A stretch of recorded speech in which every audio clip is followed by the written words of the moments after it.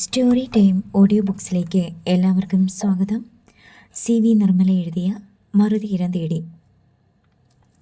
രാവിലെ 8 മണിക്ക് സിനിമയുടെ ലൊക്കേഷനിൽ ചെല്ലുമ്പോഴും നയോമി പാതി ഉറക്കത്തിലായിരുന്നു. വിജയാനന്ദിൻ്റെ സീരിയലിൻ്റെ ഷൂട്ടിംഗ് വെളുപ്പിന് 4 മണി വരെ നീണ്ടു. 4:30 മുതൽ 7 മണി വരെ ഹോട്ടൽ റൂമിൽ ഉറങ്ങി. 7 മണിക്ക് എഴുന്നേറ്റ് റെഡിയായി സിനിമയുടെ ലൊക്കേഷനിലേക്ക്.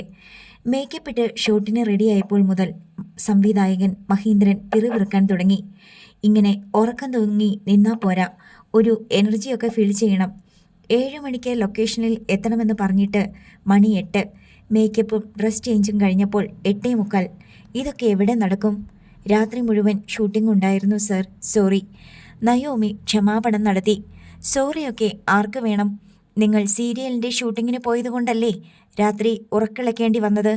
അതിൻ്റെ ശിക്ഷ അനുഭവിക്കേണ്ടി വരുന്നത് ഞങ്ങളും. 2 ദിവസത്തിനകം തീർത്തോളാമെന്ന് വാക്ക് കൊടുത്തിരുന്നതാ.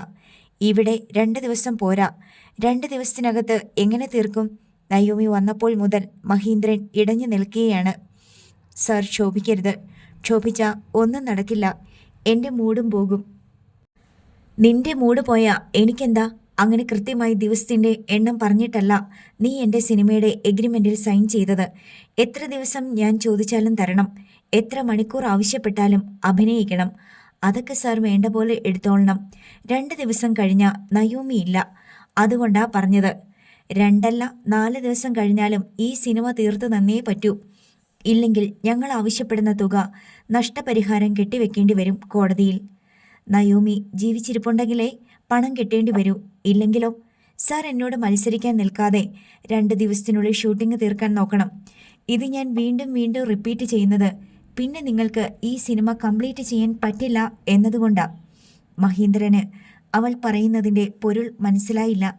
എങ്കിലും വഴക്കടിക്കാനുള്ള സമയമല്ല എന്ന് തോന്നിയതുകൊണ്ട് അയാൾ എത്രയും വേഗം ഷോട്ടുകൾ എടുത്തു തുടങ്ങി. ഉച്ചഭക്ഷണം കഴിഞ്ഞുള്ള വിശ്രമ സമയത്ത് നയോമി മൊബൈൽ ഫോൺ ഓൺ ചെയ്തു. അതിൽ ധാരാളം മിസ്ഡ് കോളുകളും മെസ്സേജുകളും വന്ന് കിടപ്പുണ്ടായിരുന്നു. സൗദാമിനി അമ്മയുടെയും കൃഷ്ണമ്മയുടെയും അനിൽ ബാബുവിൻ്റെയും മിസ്ഡ് കോളുകളാണ് ഏറെയും. അതെല്ലാം ഒന്ന് ഒടിച്ചു നോക്കിയിട്ട് അവൾ വീണ്ടും ഫോൺ ഓഫ് ചെയ്തു. വൈകുന്നേരം 7 മണിയായപ്പോൾ അവൾ മഹീന്ദ്രനെ സമീപിച്ചു പറഞ്ഞു, സർ, ഞാൻ ഒരു നൈറ്റും കൂടി നിൽക്കാൻ റെഡിയാണ്. ഇന്നലെ രാത്രി മുഴുവൻ ജോലി ചെയ്തിട്ട് ഇന്നും കൂടി ഉറങ്ങാതെ നിൽക്കാമെന്നോ? ഇത് തീർക്കാൻ വേണ്ടിയാണ്. നാളെ ഒരു ദിവസം കൂടിയേ ഞാൻ ഈ വേഷത്തിലും ഭാവത്തിലും ഉണ്ടാവൂ. മറ്റന്നാൾ മുതൽ നയോമി ഇല്ല. നീ എന്തൊക്കെ പറഞ്ഞാലും ശരി, സോങ് കട്ട്സ് കുറേ ബാക്കിയുണ്ട്. അതാണെങ്കിൽ മൂന്നാറിലും തേക്കടിയിലും ഷൂട്ട് ചെയ്യേണ്ടതാണ്. എനിക്ക് നിന്റെ കൂടുതൽ ഡേറ്റുകൾ കിട്ടിയേ തീരൂ. സർ, ഇവിടെ തീരാനുള്ളത് രാത്രി 2 മണി വരെ വർക്ക് ചെയ്ത് തീർക്കാം. ഡ്രൈവർമാരെല്ലാം ഇപ്പോഴേ പോയി ഉറങ്ങട്ടെ. 2 മണിക്ക് ഇവിടുന്ന് തിരിച്ചാൽ നേരം വെളുക്കുമ്പോൾ മൂന്നാറിലെത്തും. ബാക്കിയുള്ളവർക്ക് കാറിലിരുന്നുറങ്ങാം. ഉച്ചവരെ മൂന്നാറിൽ ഷൂട്ട് ചെയ്തിട്ട് 12 മണിക്ക് തിരിച്ചാൽ 3 മണിക്ക് തേക്കടിയിലെത്താം. അവിടെ 3-3.5 മണിക്കൂർ കിട്ടും. നയോമി ഭേദഗതി നിർദ്ദേശിച്ചു. ഇത്രയൊക്കെ സാഹസപ്പെട്ട് ഓടേണ്ട ആവശ്യം എന്താണ്? നിന്റെ ദിവസങ്ങൾ കരാർ പ്രകാരം ഞങ്ങളുടെ കയ്യിൽ വേണ്ടുവോളം ഉണ്ട്. നിനക്കുള്ള പ്രതിഫലം മുഴുവൻ തന്നു കഴിഞ്ഞതാണ്. അതെല്ലാം കടലാസിലല്ലേ സർ? സിനിമ കടലാസിൽ വരച്ചു തീർക്കാൻ പറ്റില്ലല്ലോ. സിനിമ തീരണ്ടേ? നയോമി ചോദിച്ചു. നിനക്ക് 2 ദിവസത്തിനുള്ളിൽ എന്ത് സംഭവിക്കുമെന്നാണ് നീ പറയുന്നത്? ഞാൻ നയോമി അല്ലാതാകും. വേറൊരു അഡ്രസ്സും ഐഡൻറ്റിറ്റിയും എനിക്ക് കിട്ടും. നയോമിയുടേതായ എല്ലാ ഉത്തരവാദിത്തങ്ങളിൽ നിന്നും ഞാൻ സ്വതന്ത്രയാകും. മഹേന്ദ്രൻ അവളുടെ മുഖത്തേക്ക് തന്നെ തുറച്ചു നോക്കി. ഇവൾക്ക് മനോവൈകല്യമാണോ അതോ ഇവൾ പറയുന്നത് ശരിക്കും സത്യം തന്നെയാണോ എന്ന് പിടികിട്ടാത്ത നോട്ടമായിരുന്നു അത്. നിനക്കങ്ങനെ നീ അല്ലാതാകാൻ പറ്റും. നീ നയോമിയാണല്ലോ. എനിക്ക് പറ്റില്ല ഞാനല്ലാതാകാൻ. സാറിന് പറ്റില്ല, കാരണം സാർ മഹീന്ദ്രൻ സാറാണ്. പക്ഷേ എനിക്ക് പറ്റും, കാരണം ഞാൻ നയോമിയല്ല. എൻ്റെ ഐഡൻറ്റിറ്റിയും അഡ്രസ്സും വേറെയാണ്. ഞാൻ നയോമിയായി അഭിനയിക്കുന്നതേ ഉള്ളൂ. ശരിക്കും നീ നയോമി അല്ല? അല്ല. പിന്നെ ആരാണ് നീ? അത് പോലീസാണ് പറയേണ്ടത്. പോലീസ് അത് വെളിപ്പെടുത്തുന്നത് വരെ ഞാൻ നയോമിയാണ്. എന്നാലും നിനക്കറിയാമല്ലോ നീ ആരാണെന്ന്? മഹീന്ദ്രൻ ചോദിച്ചു. ഇല്ലേ? ഇപ്പോൾ ഞാൻ ആരാണെന്ന് ഞാൻ പറഞ്ഞാൽ ഈ നിമിഷം ഷൂട്ടിംഗ് നിർത്തേണ്ടി വരും. സാറിനത് സമ്മതമാണെങ്കിൽ ഞാൻ പറയാം. ഇതൊന്നും വെറുതെ പറയുന്നതല്ലെന്ന് സാറിന് സെക്കൻഡുകൾക്കുള്ളിൽ മനസ്സിലാകും. ക്രൈംബ്രാഞ്ച് പോലീസിൻ്റെ നിരീക്ഷണത്തിലാണ് ഞാനിപ്പോൾ. ഈ യൂണിറ്റ് ഒന്നടങ്കം നിരീക്ഷണത്തിലാണ്. ഈ ജോലി എപ്പോൾ തീരുന്നോ അപ്പോൾ അവരെന്നെ ഏറ്റെടുക്കും. മഹേന്ദ്രൻ ഒന്ന് പതറി. അയാൾ പ്രൊഡക്ഷൻ എക്സിക്യൂട്ടീവിനെ വിളിച്ച് ലൊക്കേഷനിൽ പോലീസ് സാന്നിധ്യമുണ്ടോ എന്ന് തിരക്കി. ഒരു മഹീന്ദ്ര സ്കോർപിയോയിൽ ഷൂട്ടിംഗ് കാണാനെന്ന മട്ടിൽ ഫീൽഡിന് വെളിയിൽ ഒരു സംഘം ആളുകൾ അവിടെ ചുറ്റി നടക്കുന്നുണ്ടെന്ന വിവരം കിട്ടി. അത് പോലീസാണെങ്കിൽ അവർ മഫ്റ്റിയിലാണ്. ഫീൽഡ് കൺട്രോളർ ശശികുമാർ അഭിപ്രായപ്പെട്ടു. നയോമി പറയുന്നതിൻ്റെ വാസ്തവികത മഹീന്ദ്രന് ബോധ്യപ്പെട്ടു തുടങ്ങി. ശരി, നീ പറഞ്ഞ പോലെ ചെയ്യാം. അയാൾ സമ്മതിച്ചു. ഒരു കാര്യം ചോദിച്ചോട്ടെ, ശരിക്കുള്ള നയോമി എവിടെ? അവൾക്ക് എന്ത് സംഭവിച്ചു? അതും പോലീസ് പറയും. പോലീസിൻ്റെ കണ്ണിൽ നീ വാദിയോ പ്രതിയോ അത് വെറും സാക്ഷിയോ? അതും പോലീസ് തീരുമാനിക്കും. മഹീന്ദ്രൻ്റെ കണ്ണിൽ ആശ്ചര്യം വിട്ടുമാറാതെ നിന്നു. മുൻപിലുള്ളത് നയോമിയല്ല എന്ന ഓർമ്മ അയാളെ ഇടയ്ക്കിടെ അത്ഭുത സ്തബ്ധനാക്കി. ഷോട്ട് എടുക്കുമ്പോഴും അല്ലാത്തപ്പോഴും അവളുടെ മുഖത്ത് തന്നെയായിരുന്നു അയാളുടെ നോട്ടം. നയോമിയിൽ നിന്ന് വ്യത്യസ്തമായി എന്തെങ്കിലും ഈ സ്ത്രീയിൽ കണ്ടുപിടിക്കാനാകുമോ എന്ന് കിണഞ്ഞു പരിശോധിച്ചു. ഒരുപക്ഷെ ഇവളെ തന്നെ കണ്ടുകൊണ്ട് നയോമിയുടെ തനതായ രൂപം ഓർമ്മയിൽ നിന്ന് മാഞ്ഞു പോവുകയും ഇവളുടെ രൂപം മനസ്സിൽ സ്ഥാനം പിടിക്കുകയും ചെയ്തിരിക്കാം എന്ന് അയാൾ വിചാരിച്ചു. താൻ അറിഞ്ഞ ഈ ഗൂഢരഹസ്യം മറ്റാരെങ്കിലുമായി പങ്കുവെക്കണോ എന്ന് അയാൾ സംശയിച്ചു. ക്യാമറാമാൻ മാർട്ടിനോട് മാത്രം ഇക്കാര്യം പറഞ്ഞു. മാർട്ടിൻ അത് വിശ്വസിക്കാൻ കൂട്ടാക്കിയില്ലെന്ന് മാത്രമല്ല, ഗൗതം ഘോഷിനെ വിളിച്ച് ഇതിൻ്റെ നിജസ്ഥിതി അന്വേഷിക്കണമെന്ന് നിർബന്ധിക്കുകയും ചെയ്തു. അയാൾക്കറിയാതെ വരില്ലല്ലോ. നയോമി ആരാണെന്ന് അടിമുടി അറിയാവുന്നത് ഗൗതമിനാണ്. ഇന്ന് നയോമിക്ക് ഷൂട്ടുണ്ടെന്ന വിവരം പോലും അയാളെ അറിയിച്ചിട്ടില്ല. അറിയിച്ചാൽ അയാൾ ഇവിടെ വന്ന് അവളെ ചുറ്റിപ്പറ്റി നിൽക്കും. ഷൂട്ടിംഗ് ഉണ്ടെന്ന് പറയണ്ട, നമ്മുടെ സംശയം പങ്കുവച്ചാൽ മതി, മാർട്ടിൻ നിർദ്ദേശിച്ചു. അയാൾ അടുത്ത ഷോട്ടിനു വേണ്ടി ലൈറ്റപ്പ് നടത്തുന്ന സമയത്ത് മഹീന്ദ്രൻ ഗൗതം ഘോഷിനെ ഫോണിൽ വിളിച്ചു. നയോമിയെപ്പറ്റി ഒരു സംശയം ചോദിക്കാൻ വേണ്ടി വിളിച്ചതാ. മുഖവുരയോടെ മഹീന്ദ്രൻ സംസാരിച്ചു തുടങ്ങി. സംശയം നയോമിയെ പറ്റിയ?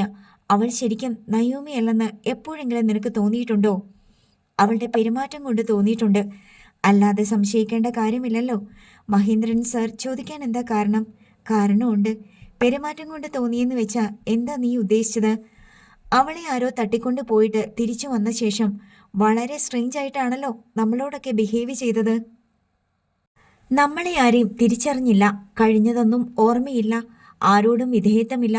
ഒരു റഫ് ക്യാരക്ടറായിട്ടല്ലേ അവൾ പെരുമാറിയത്. ഭയങ്കര ബോൾഡായിട്ട് തോന്നി. അതെല്ലാം ഓക്കെ, നീ അവളോടൊപ്പം ഉറങ്ങിയിട്ടുള്ളവരല്ലേ? നിങ്ങൾ ഒന്നിച്ച് സിംഗപ്പൂരും തായ്ലാൻഡും മലേഷ്യയും ദുബായും ഒക്കെ യാത്ര ചെയ്തിട്ടുമുണ്ട്. അവിടെ ഹോട്ടലുകളിൽ ഒന്നിച്ച് താമസിച്ചിട്ടുമുണ്ട്.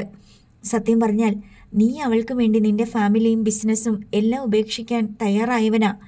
അത് നയോമി അല്ലെങ്കിൽ നീ തിരിച്ചറിയണ്ടേ? ഷുവർ, അതെനിക്ക് തിരിച്ചറിയാൻ പറ്റും.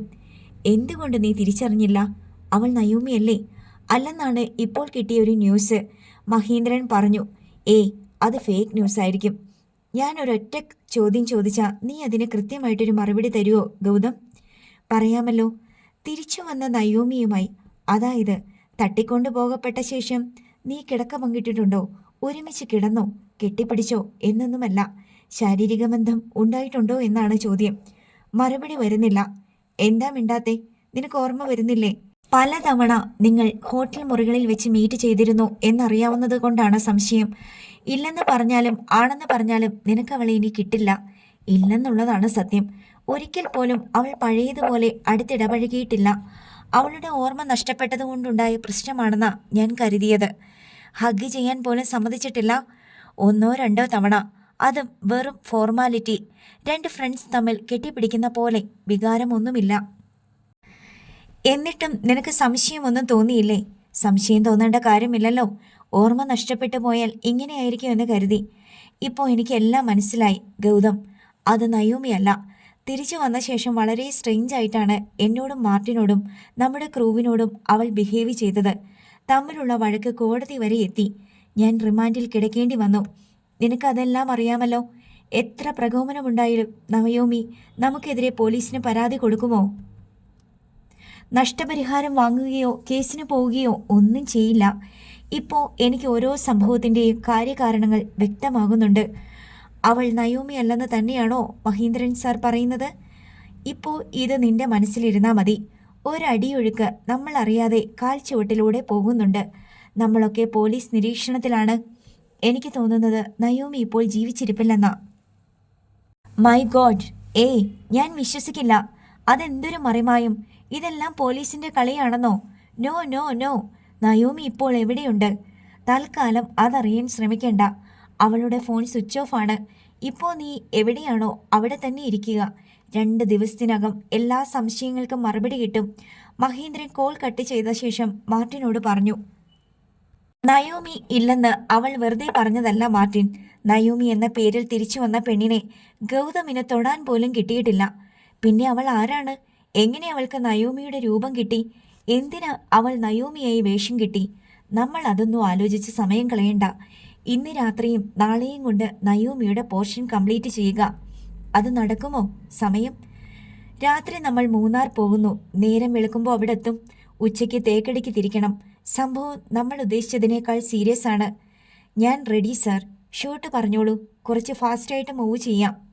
ഞാൻ വിജയാനന്ദിനെ വിളിച്ചു ചോദിക്കണം, അയാളുടെ സീരിയലിൽ നയോമിയുടെ റോൾ ഇന്നലെ രാത്രി വൈൻഡപ്പ് ചെയ്തോന്ന്.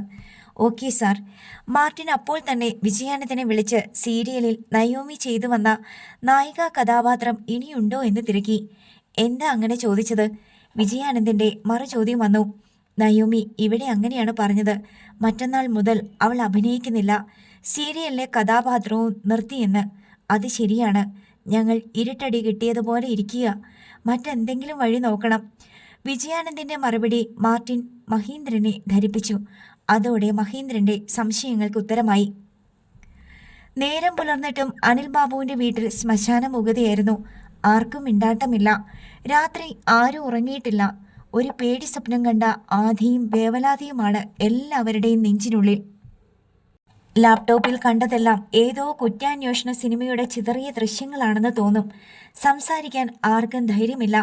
ഒരു ചോദ്യമുണ്ടായാൽ, അതിനൊരു ഉത്തരമുണ്ടായാൽ അതിന് തൊട്ടു പിന്നാലെ ഭയങ്കരമായൊരു വിപത്ത് സംഭവിച്ചേക്കുമെന്ന പോലുള്ള ഭീതിയിലാണ് എല്ലാവരും. അന്യോന്യം നോക്കുന്ന നോട്ടങ്ങൾ പോലും ഭഗ്നാശമാണ്. അതിനാൽ എല്ലാവരും ഒറ്റയ്ക്കൊറ്റയ്ക്ക് മാറിയിരുന്ന് കണ്ടതും അറിഞ്ഞതുമൊന്നും ശരിയാവല്ലേ എന്ന് പ്രാർത്ഥിച്ചു. നയോമി ഇതുവരെ എത്തിയിട്ടില്ല. രാത്രി ഷൂട്ടിംഗ് ഉണ്ടെന്ന് അഷ്ടമൂർത്തി പറഞ്ഞതിനാൽ അതേപ്പറ്റി വലിയ ആശങ്കയൊന്നും ആർക്കുമില്ലായിരുന്നു. ഇപ്പോഴത്തെ സ്ഥിതി അതല്ല. വലിയൊരു കടങ്കഥയ്ക്കുള്ളിലെ ചോദ്യങ്ങൾ പോലെ ഉത്തരം കണ്ടുപിടിക്കാൻ എത്തുന്നവരെ കാത്തിരിക്കുകയാണ്. കാലത്ത് 10 മണിയായപ്പോൾ അഷ്ടമൂർത്തിയുടെ കാർ ഗേറ്റിൽ വന്നു. കൃഷ്ണമ്മയും അനിൽ ബാബുവും ജനലിൽ കൂടി നോക്കി. സൗദാമിനിയമ്മ സിറ്റൗട്ടിലേക്ക് ഇറങ്ങിച്ചെന്നു. ഉദയഭാനുവും സിറ്റൗട്ടിലേക്ക് വന്നു. കാറിൽ നിന്ന് അഷ്ടമൂർത്തി മാത്രമേ ഇറങ്ങിയുള്ളൂ. അയാൾ സാധാരണ പോലെ ഗേറ്റ് കടന്ന് മുറ്റത്ത് കൂടി നടന്നു വന്ന് സിറ്റൗട്ടിൽ കയറി. സൗദാമിനിയമ്മയും കൃഷ്ണമ്മയും ഉറ്റുനോക്കുന്നതിൻ്റെ അർത്ഥം അയാൾക്ക് മനസ്സിലായി. അവൾ ഇങ്ങോട്ട് വരില്ല. വെളുപ്പിന് 4 വരെ ഷൂട്ടിംഗ് ഉണ്ടായിരുന്നു. രാവിലെ മഹേന്ദ്രൻ്റെ സിനിമയുടെ ലൊക്കേഷനിലേക്ക് പോയി. അല്ലെങ്കിലും ഇനി അവളെ കാത്തിരിക്കേണ്ട, അഷ്ടമൂർത്തി പറഞ്ഞു. സൗദാമിനിയമ്മയുടെ നെഞ്ചിലൂടെ തണുത്ത ഒരു മിന്നൽ പിണർ പാഞ്ഞുപോയി. നിങ്ങൾ ഇന്നലെ പെൻഡ്രൈവിലെ വീഡിയോ കണ്ടില്ലേ? ഉവ്, കണ്ടു.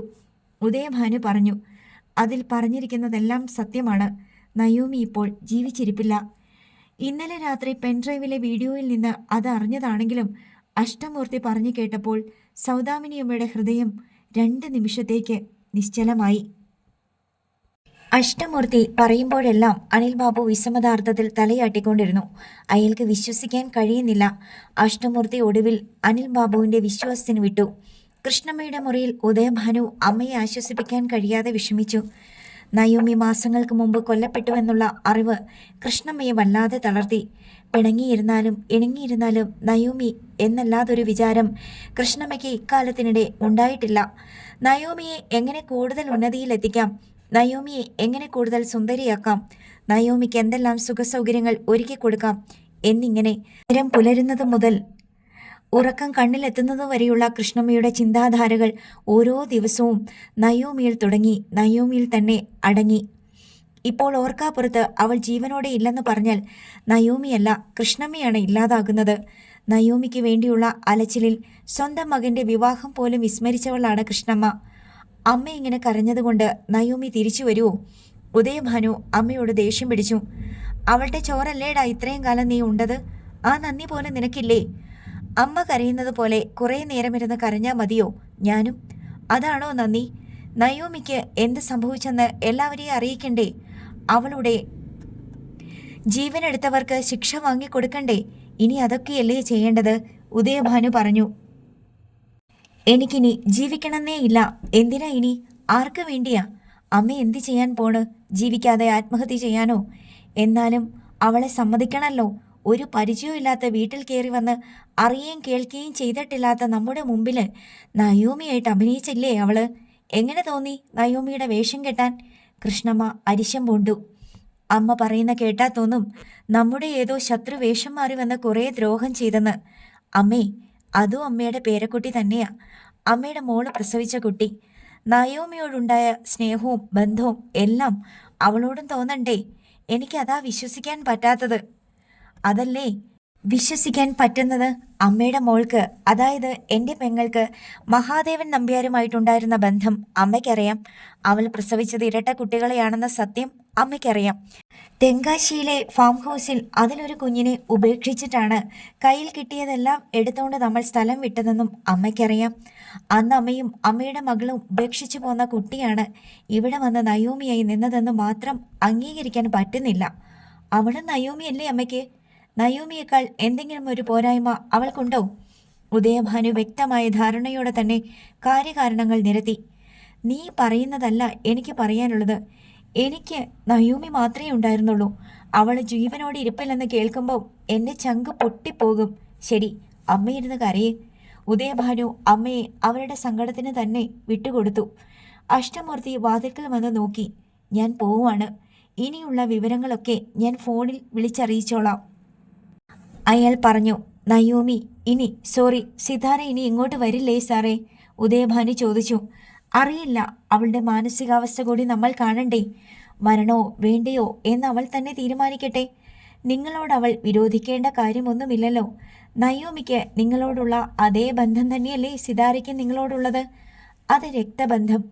അതിനപ്പുറത്ത് ഒന്നിച്ച് താമസിച്ചും പരിചയിച്ചും ഉണ്ടാകുന്ന ബന്ധമില്ലേ? അത് ഇവിടെ ആർക്കുമില്ലല്ലോ സിതാരയോട്, ഉദയഭാനു പറഞ്ഞു. എന്തായാലും നിങ്ങൾ ആദ്യം സത്യാവസ്ഥകൾ ഉൾക്കൊള്ളാൻ ശ്രമിക്കുക. നയോമിയുടെ വേഷം അഴിച്ചു വെച്ചതുകൊണ്ട് മാത്രം സിതാരയുടെ ജോലി തീർന്നിട്ടില്ല. കുറേ ജോലി കൂടി തീരാനുണ്ട്. എനിക്കും. വരട്ടെ.